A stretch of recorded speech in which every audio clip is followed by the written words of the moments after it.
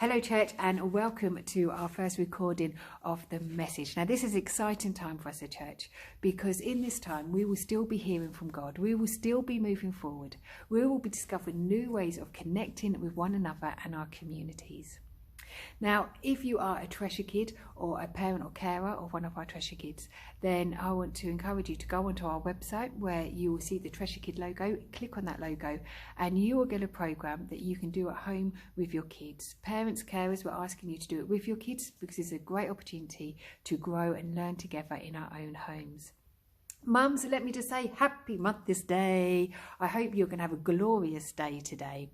Now, whether you are a mum, an aunt, a daughter, a niece, a nan, or whatever relation you may be, happy Mother's Day. Because girls, we are doing good.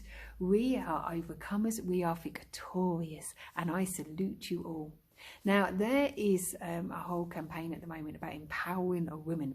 There are adverts like Keds, which is a shoe company, that says there is no such thing as an average woman. They also say that an empowered woman can achieve anything. We have got Sports England with their whole campaign that we can see on TV titled This Girl Can. And it's all about, again, empowering the women, about doing things we didn't think we could do, about pushing ourselves to go that little bit further. And it's a great campaign, and it's all about how powerful women are. And I agree with that message, because I think God did good when he created you and me. When he created women, he actually did a pretty good job. We're pretty fine, and we can do great things. But it's not just the women that I want to honour today, because it's also you gentlemen, you guys out there. Can I just salute you too, because you too are doing a great job. Because today I don't want to just honour the women, but I want to honour the women and men. Because you see, we are all in the same boat today. We are all in a crazy world facing new challenges, and we are to stand united. We are to stand together so that we can overcome the challenges ahead of us. Now, I am convinced that in a few years' time, a film will be made of the times we're living in now, of the coronavirus, the time when a virus stopped the world. And in that film, there's going to be different characters. There are going to be those that are full of fear, those that believe that they can't do it, that's got loads of questions, and they are just the victim of the story. There's also going to be the lunatics that are just obsessed with toilet paper. And then there's going to be the people, they're like the victorious ones, the winners in the story, the ones that stand bold, the ones that speak life, the ones that make the story a motivational thing to watch. And I know out of all those characters, the ones that I want to be the one that stands bold, the one that stands victorious throughout this season. What about you? What character would you play if this was a film? Because today I want us to look at how best we stand as a church throughout this craziness of the coronavirus. What can we do that's going to help us stand strong? Now, to help us do this, and because it's Mother's Day, we're going to look at a mum in the Bible who was going through a horrendous time. It was a hard time she was living in, and yet she was able to stand strong and to keep going. And we're going to look at what she did, and we're going to learn from her lessons and put them in our lives as we go through this uncertain time that we're in. So the person we're going to look at is Jochebed. Now, Jochebed is Moses' mum. She is an Israelite. And so she's part of God's chosen people, and we find her living in Egypt. Now, she's living in Egypt because many years before this, there was a guy named Joseph in the Bible, and Joseph was a great guy. He had many trials. He went through many hardships. He was beaten. He was rejected by his own family. He was put in prison for things he hadn't done. He was mistreated. And yet in all of this, he tried to please God. He tried to keep to God's will, and he had God's favour over him. And then it gets to the point where he's like put in second command in Egypt, because what happens, the king has a dream where there's 7 thin cows and 7 fat cows. In this dream, the 7 thin cows eat the 7 fat cows.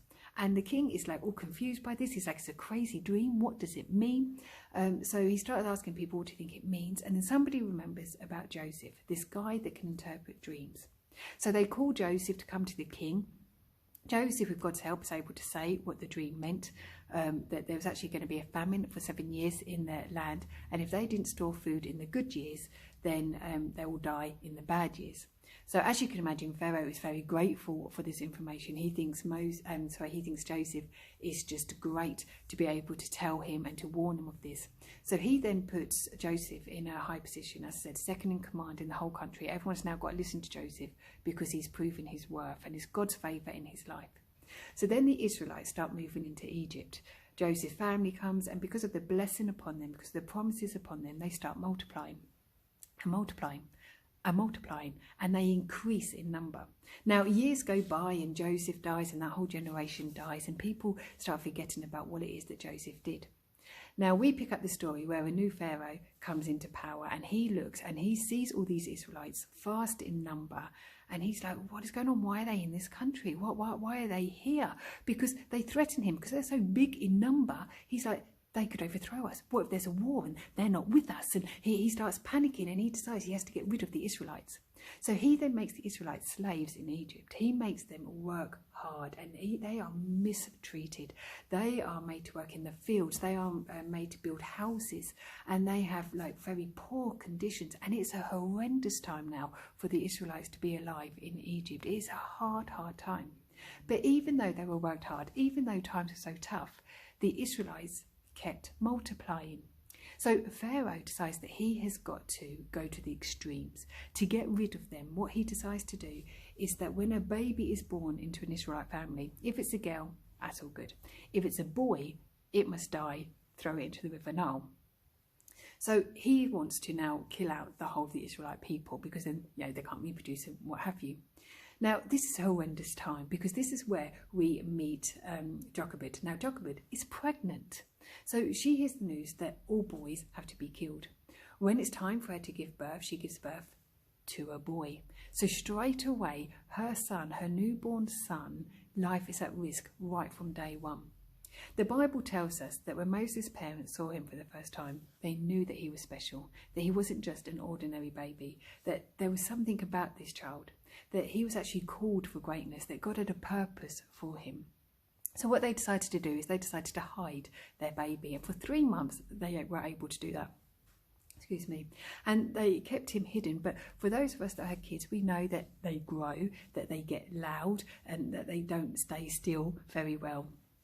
So it got to the point where Moses' mum couldn't hide him anymore. So she had to do this heart-wrenching thing where she built a basket. She then laid it with like this tar stuff to make it waterproof. She then took this baby that she was so desperate to keep safe, so desperate to keep with her. She took this baby and she was willing to sacrifice it over to God. She put it into the basket, into the river Nile, and hid it in some reeds, and then had to just walk away. She left Miriam, who is Moses' older sister, there to keep watch, but she had to leave Moses there and just see what happened, trusting that God would do something. So here is a lady that was going through a really hard time. Now imagine what it was like to live back then. In those times, the Israelites had been mistreated, so there would have been a depression around. People would have been miserable. There would have been fear about what the Egyptians do next. So there would have been a depression. There would have been a fear. Imagine the sorrow that would have been in those streets. Baby boys are being killed. The sorrow would have consumed the streets. You wouldn't have been going anywhere without hearing the wailing of a mum that's lost her baby. So it would have been a time of depression, a time of fear, a time of sorrow. There would have been people that would remember the tale about Joseph, that actually it was the Israelites that came and rescued the Egyptians, and now the Egyptians are treating them like this. It's not fair. There would have been a bitterness in these people. There would have been a hatred in some of these people, and this is where Jochebed is having to live. She's living in a time of sorrow, living in a time of fear, living in a time that just makes no sense. And yet, this woman dares to hope. This woman stands strong at this time. She's able to have hope that she can save her son. Hope that even though she's putting her son in the river, that goodness will come. Why is this lady so strong at this time? Well, if we look at Hebrews 11 verse 23, we get the answer, where it says, by faith Moses' parents hid him for 3 months after he was born, because they saw he was no ordinary child, and they were not afraid of the king. Moses' mum was a woman of faith. She had faith. She knew the size of her God. So even though there was depression around her, even though there was fear around her, there was sorrow around her, she stood as a woman of faith and dared to hope. And because of this, she had faith in the protection of God. She had faith in the goodness of God, and she had faith that God would turn this around for good. And they're the three things we're going to look at today: having faith in God's protection, faith in the fact that God is a good God, and faith that God will turn this around for a good thing. So the first thing that Jochebed did was she had faith in God's protection, and we can see that because of her actions. She had faith in God's protection in the fact that she hid her son. She had faith in God's protection in the fact that she was willing to take him down to that river and hide him in the reeds. It was out of her control now. She now had to give this to God. She now had to say, God, it's over to you, and just believe that he will do something. She believed in his protection. She didn't know what was going to come next. She didn't know what God was going to do. She didn't have the answers, but she knew that God was a God that protects, a God that loves us, a God that has his arms around us, and that is where she put her faith. And because she put her faith in God's protection, it meant that she was able to position Moses where God actually wanted him. Because as well as having faith in God's protection, she had faith that God is a good God. And we see that in this story. Because you see, she takes him down to the river. She puts her own son amongst the reeds in the river. Not knowing what's going to happen, she has her other daughter then keeping watch. She walks away. Now, what actually happens, and it shows the goodness of God, is then Pharaoh's daughter comes and baths in the river, just where Moses is. God has got a plan. Now, Pharaoh's daughter, she's there and she's having a bath. She then sees this basket. She opens it up and finds a baby. The baby cries and her heart melts. Now, she's no fool. She knows that this is an Israelite baby. She knows that her dad has commanded that these babies die. She knows that this baby could rise up and come against the Egyptians because that's what she's been told the Israelites will do. She knows all this, and yet her heart melts for that baby. She says, I'm going to bring him up as my own. Now, that is the first sign of the goodness of God. That, the enemy, she's from the enemy's camp, if you like, comes and says, hey, I'm going to bring life into this situation. And he turns the situation there.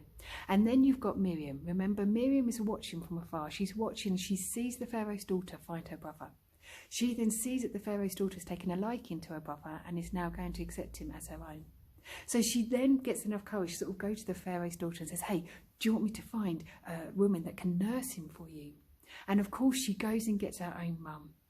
This is how good our God is, that even in a time of uncertainty, that when we give God everything, when we just lay it to him and say, God, I've just got to give this to you. Moses' mum had to lay him down and say, God, it's over to you. And what does God do? He turns the situation round so that Moses' mum is then the one that is to sort of bring him up and to wean him and to have that extra time with him. And it's now a safe time because the Pharaoh's daughter, what she does is she sees Moses' mum, not knowing it's his mum, and says, hey, will you look after him for me and I'll pay you for it? How good is our God? And this is the God we serve today. Moses' mum, she had faith in God's protection, and because of that, she acted in a certain way. She acted, and because of that, she put Moses where he needed to be to fulfill the destiny that God's got for him. When we are people that truly understand God's protection and we truly put ourselves out there and we keep moving forward, even when it's scary, even when we don't know the answers, then we'll position ourselves and those around us to be able to fulfill the destiny that God's got for them. God is a good God. He's a God that protects us, and he is a God that will bring goodness into a situation. He is a good God, and it's shown in this story.